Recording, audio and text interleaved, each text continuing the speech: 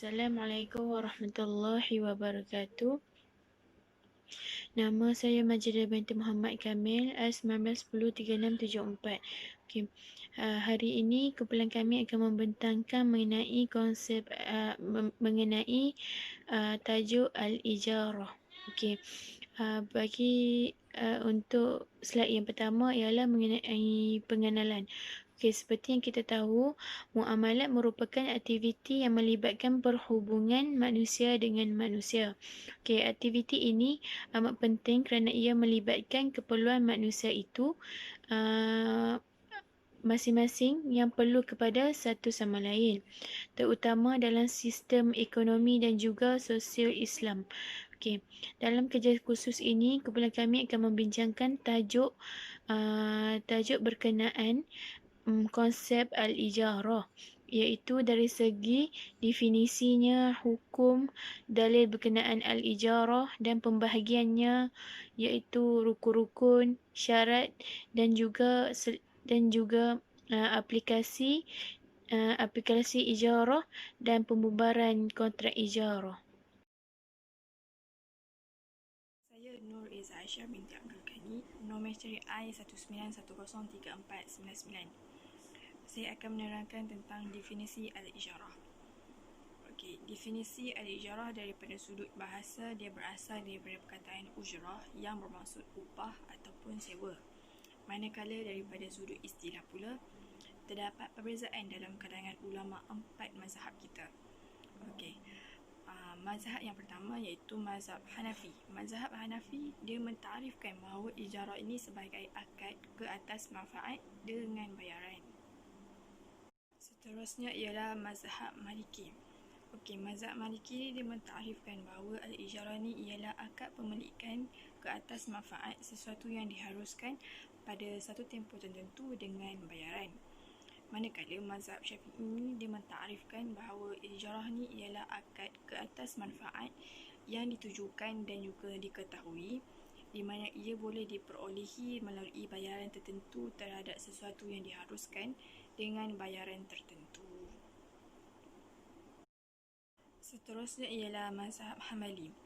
Okey, mazhab Hambali ni pula dia mentarifkan bahawa akad ijarah ini ialah akad ke atas manfaat tertentu yang dibenarkan pada satu tempoh yang tertentu, pada ain yang tertentu, ataupun dalam tanggungan liability, ataupun juga satu kerja dengan bayaran yang tertentu. Manakala fuqaha semasa seperti Said Sabiq, dia mentarifkan ijarah ini sebagai akad ke atas manfaat dengan bayaran. Ternyata daripada takrif-takrif tersebut bahawa takrif mazhab Hambali ni dia mengandungi syarat-syarat ijarah yang lebih lengkap daripada takrif-takrif yang lain. Dan juga dia meliputi pembahagian ijarah dengan jelas, iaitu ijarah pada ain, ijarah pada tanggungan liability dan ijarah dalam pekerjaan ataupun perkhidmatan. Okey. Secara keseluruhan yang kita boleh faham daripada takrif-takrif tersebut, hakikat ijarah ni ialah penjualan manfaat, iaitu pemindahan hak guna iaitu manfaat atas suatu barang ataupun perkhidmatan ataupun juga kerja dalam waktu tertentu melalui pembayaran ataupun upah tanpa diikuti dengan pemindahan milikan barang itu sendiri. Akad ijarah ini dia tiada perubahan milikan, tetapi dia hanya berlaku perpindahan hak guna sahaja. Seterusnya ialah hukum dan juga dalil al-ijarah. Hukum al-ijarah ialah mubah, iaitu harus. Manakala dalil al-ijarah ini terdapat banyak, iaitu daripada Al-Quran, daripada As-Sunnah dan juga daripada Ijma'. Dari Al-Quran ni pun ada banyak juga, tapi saya ambil satu je, iaitu yang bermaksud salah seorang di antara perempuan yang berdua itu berkata, "Wahai ayah, ambillah dia menjadi orang upahan, iaitu orang untuk menggembala kambing kita. Sesungguhnya sebaik-baik orang yang ayah ambil bekerja adalah orang yang kuat lagi amanah." Bapa perempuan itu berkata kepada Musa, "Aku hendak mengahwinkanmu dengan salah seorang dari dua orang anak perempuanku, tapi dengan syarat engkau bekerja denganku selama 8 tahun dalam pada itu. jika engkau nak genapkan selama 10 tahun, maka demikian itu juga adalah dari kerelaanmu sendiri. Dan ingatlah, aku tidak bertujuan hendak menyusahkanmu. Engkau akan dapati aku insya-Allah daripada orang-orang yang... Seterusnya ialah Al-Hadis dan juga As-Sunnah. Dalil Al-Hadis As-Sunnah ni pun ada banyak juga untuk tajuk ijarah, tapi saya ambil satu saja untuk berkongsi. Yang membawa maksud, sesiapa yang mengupah seseorang hendaklah diberitahu upahnya. Makanya dekat sini, kalau kita nak upah seseorang untuk buat kerja, kita kena bagi tahu dulu berapa bayaran yang dia akan dapat. Okey. Seterusnya ialah ijma'. Ijma' ni dia kata umat Islam daripada zaman sahabat dia telah bersepakat mengharuskan kontrak ijarah kerana mereka berhajat untuk menggunakan manfaat sesuatu sama seperti keperluan mereka kepada barang-barang. Justru itu, apabila jual beli barang-barang ini diharuskan, maka kontrak ijarah ini ke atas manfaat juga diharuskan dan juga dia perlu bagi tahu berapa upah. Assalamualaikum warahmatullahi wabarakatuh. Saya Jablani Nida Abdul Aziz, ayat 1910-3465.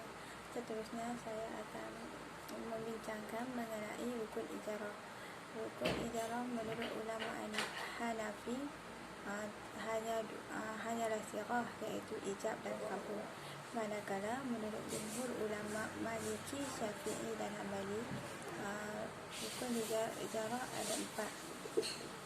Yang pertama adalah sirah, yang kedua adalah dua pihak yang berkontrak, iaitu muajir dan mustajir. Yang ketiga ialah ujrah, iaitu upah. Yang keempat adalah ma'jur. Ma'jur iaitu barang yang disewa. Seterusnya syarat-syarat ijarah. Syarat-syarat ijarah yang pertama adalah sirah. Sirah iaitu akad sirah mestilah jelas, menunjukkan maksud kontrak sewa sama ada secara lisan, tulisan ataupun syarat. Yang kedua adalah dua pihak berkontrak, iaitu pemberi sewa dan penyewa hendaklah berkelayakan, iaitu berakal sempurna, cukup umur dan waras. Yang ketiga ialah ujrah. Ujrah iaitu barang tersebut haruslah dalam kategori harta yang bernilai, dan kadar harga sewa itu mestilah diketahui oleh dua pihak yang berkontrak, oleh dua pihak yang berakad. Yang terakhir adalah barang yang disewa. Barang yang disewa hendaklah mempunyai manfaat, dan manfaat itu boleh diserahkan kepada penyewa. Selain itu, barang tersebut mestilah sempurna dan tidak ada kecacatan. Jenis-jenis ijarah ada dua. Yang pertama, ijarah ain, kontrak sewaan manfaat kepada barang. Contohnya, Kamilia menyewakan rumahnya kepada Umairah dengan bayaran RM2,000 sebulan selama 2 tahun. Yang kedua ialah ijarah amal, iaitu menyewakan manfaat kerja dan kemahiran individu. Bayaran sewa untuk kategori ini dinamakan sebagai upah. Contohnya, Haikal bekerja sebagai juru wang di restoran Pak Karim dan dibayar upah RM2,000 sebulan.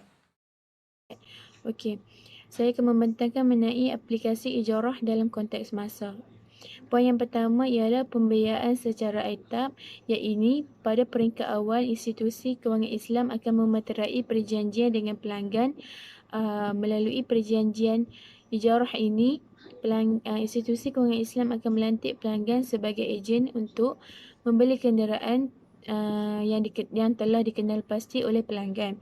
Okey, institusi kewangan Islam juga akan menyewa kenderaan tersebut kepada pelanggan bagi satu tempoh yang tertentu, dan pada akhir tempoh tersebut pelanggan mempunyai pilihan untuk membeli kenderaan berkenaan daripada institusi kewangan Islam. Okey. Yang seterusnya ialah poin pembiayaan secara mendapatkan tunai. Okey. Pembiayaan yang bagi mendapatkan tunai ini juga salah satu aplikasi ijarah dalam konteks masa, kerana kontrak ijarah digunakan untuk pembiayaan kepada pelanggan bagi mendapatkan tunai. Biasanya produk ini digunakan oleh syarikat-syarikat yang besar yang mempunyai aset untuk digunakan sebagai manfaat dalam kontrak berkenaan. Contohnya, syarikat A ingin mendapatkan tunai daripada pihak bank sebanyak 10 juta dan syarikat berkenaan akan menjual aset yang dimilikinya dengan harga 10 juta kepada bank dan kemudian bank akan membayar secara tunai kepada syarikat tersebut. Okey, untuk slide yang seterusnya mengenai pembubaran kontrak ijarah. Kontrak ijarah ini akan tamat bila habisnya tempoh masa sewaan, kecuali jika ada sebab-sebab yang tertentu. Okey. Perkara yang menyebabkan kontrak itu perlu dilanjutkan seperti sewaan tanah di mana hasil tanamannya belum dituai lagi. Okey. Poin kedua ialah berlaku kematian antara satu pihak yang berkontrak. Okey, di sini mempunyai perbezaan antara pendapat mazhab Hanafi dengan jumhur fuqaha. Okey, bagi pendapat mazhab Hanafi adalah mazhab Hanafi berkata kematian yang berlaku antara salah satu pihak yang berkontrak menyebabkan tamatnya tempoh masa sewaan walaupun kontrak sewaan itu masih belum tamat tempoh. Okey, untuk bagi jumhur fuqaha pula, kematian yang berlaku antara salah satu pihak yang berkontrak tidak akan menamatkan kontrak kerana ia boleh diwarisi. Okey, kesimpulan daripada topik al-ijarah ini ialah apa yang kita boleh faham. Ijarah ialah akad yang membawa maksud pertukaran manfaat dengan jada memberikan sesuatu dengan jumlah yang tertentu. Ijarah ini merupakan salah satu bentuk kegiatan muamalat dalam memenuhi keperluan hidup manusia seperti sewa-menyewa. Dalam masalah definisi tentang ijarah pula, dia terdapat berbagai pendapat di kalangan para ulama. Namun pada hakikatnya hukum al-ijarah ni sama sahaja, iaitu harus. Seperti yang telah dijelaskan dalam perbahasan di atas, bahawa rukun ijarah ini terdiri daripada mujir, mustajir, objek transaksi dan juga sirah. Manakala syarat ni terbahagi pada 4. Yang pertama ialah akad sirah tu mestilah jelas menunjukkan maksud kontrak sewa sama ada secara lisan, tulisan ataupun secara isyarat. Yang kedua, pemberi sewa dan penyewa hendaklah berkelayakan, iaitu berakal, sempurna, cukup umur dan juga waras tindakannya. Yang ketiga, barang tersebut haruslah dalam kategori harta yang bernilai dan kadar harga sewa itu mestilah diketahui oleh kedua-dua belah pihak yang berakad. Yang keempat, barang yang disewa hendaklah mempunyai manfaat dan manfaat itu boleh diserahkan kepada penyewa. Selain pada itu, tersebut mestilah sempurna dan juga tiada kecacatan. Okey. Dengan tamatnya tempoh kontrak ijarah ialah apabila barang ijarah tersebut hilang ataupun musnah atau juga berlaku kematian salah seorang daripada yang terlibat dalam kontrak tersebut. Demikian itu, kesimpulan yang dapat disimpulkan ialah selebihnya telah dijelaskan oleh sahabat-sahabat saya di atas. Sekian, terima kasih.